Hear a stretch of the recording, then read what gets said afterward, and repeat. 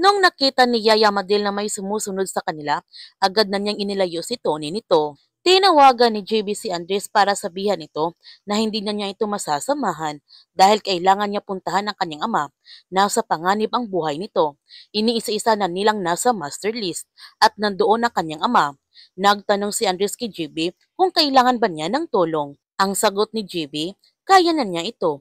Ang gawin niya ngayon, kausapin niya si contractor. Tapusin na niyang tungkol kay Isabel. Ubus ng oras na hinihingi niya. Sigurado ngayon, target na rin nila si Isabel. Inutusan naman ni Tony si Yaya Madel na tawagan niya si JB. Kaya tinawagan na nga ni Yaya Madel si JB at sinabihan niya ito na gusto siyang makausap ng kanyang ama. At ibinigay na nga ni Yaya Madel kay Tony ang phone. Sinabihan ni Tony ang kanyang anak, may gusto siya nitong sabihin sa kanya.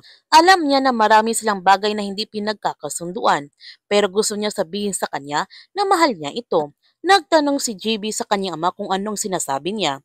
Ang sabi ni Tony na mahal niya ito at ang ina niya.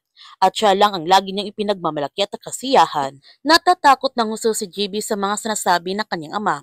Parang nagpapaalam na ito sa kanya.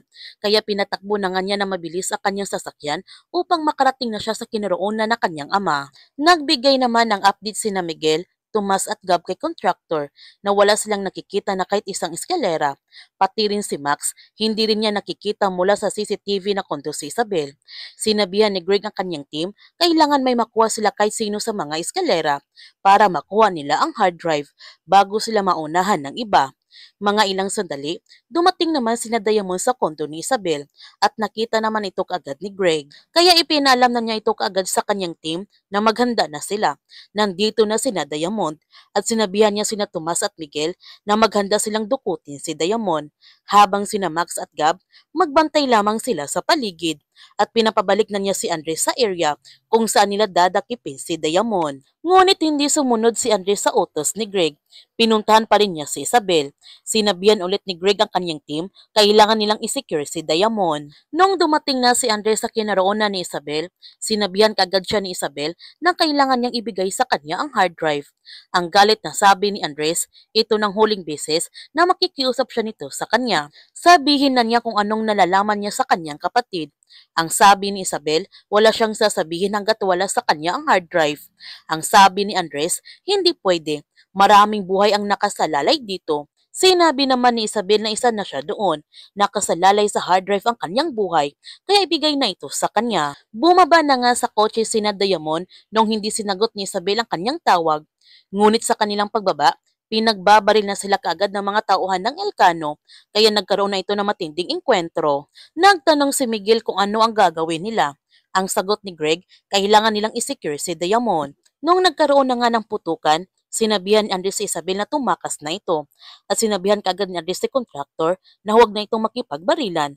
Nasa kanya ang hard drive. Sobrang nagulat naman silang lahat sa sinabi ni Andres at nagtataka na rin sila kung paano napunta kay Andres ang hard drive. Sinabihan naman ni Greg ang kanyang team na umatras na ito at huwag makipagbarilan. Nagtanong si Isabel kay Andres kung ano ang kanyang connection kay Colonel Paterno. Kasama ba siya nito? At dito na nga humingi ng tulong si Isabel kay Andres na iligtas siya nito mula sa taong gustong pumatay sa kanya. Mga ilang sandali may biglang bumaril kay Isabel. Buti na lamang nailigtas kaagad ito ni Andres at tumakbo na sila nito. Nakita naman ni Max ang pagtakbo ni Andres na kasama nito si Isabel, kaya sinundan na niya ito kaagad. Nagtanong si Greg kay Andres ano ba itong nangyayari. Ang sagot ni Andres, magpapaliwanag siya nito.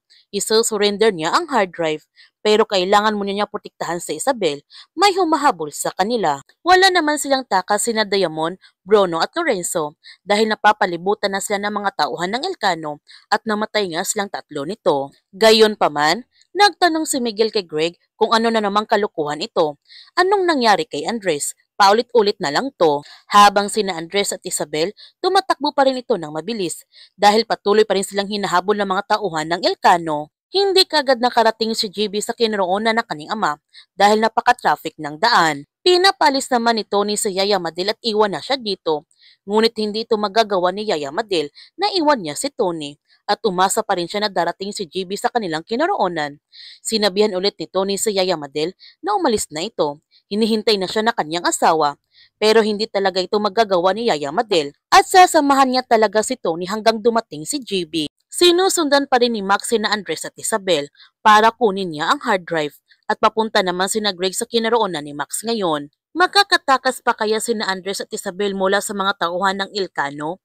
Yan ang ating abangan sa Incognito.